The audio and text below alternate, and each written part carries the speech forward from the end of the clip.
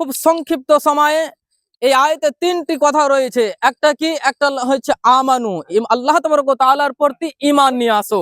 দ্বিতীয় নম্বর কথা হচ্ছে ইত্তাকুল্লাহ, আল্লাহকে ভয় করো। আর তৃতীয় নম্বর হচ্ছে ওয়া কুনু মা সাদিকিন, সত্যবাদীদের সঙ্গে হয়ে যাও।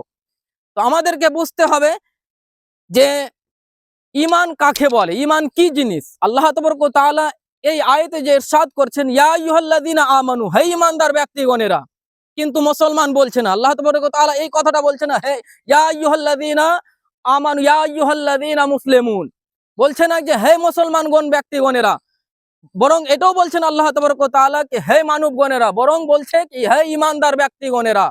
এবার আমাদেরকে বুঝতে হবে কি ঈমান কি জিনিস, ঈমান কাকে বলে। আসুন বেরাদার, বুখারী শরীফের হাদিস, নবী দো জাহান সাল্লাল্লাহু আলাইহি ওয়াসাল্লাম ইরশাদ, নবী পাক সাল্লাল্লাহু আলাইহি ওয়াসাল্লামের বারগাহে এক ব্যক্তি আসলেন, এসে আরজ করছেন ইয়া রাসূলুল্লাহ, ইয়া হাবিবাল্লাহ, নবী গো, আনিল ঈমান, ঈমান কি জিনিস, ঈমান কাকে বলে। নবী পাক সাল্লাল্লাহু আলাইহি ওয়াসাল্লাম ইরশাদ করছেন আন তুমিনা বিল্লাহি ওয়াল ইয়াউমিল আখির, আন তুমিনা বিল্লাহি ওয়া মালাইকাতিহি ওয়া কুতুবিহি ওয়া রুসুলিহি ওয়াল ইয়াউমিল আখির ওয়া আন তুমিনা বিল কদরি খাইরিহি ওয়া শাররিহি। বলুন সুবহানাল্লাহ।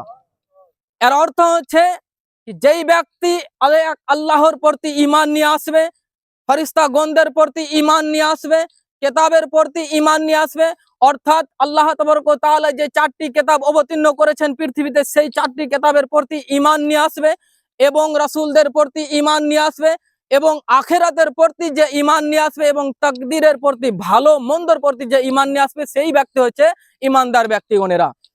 বেরাদার,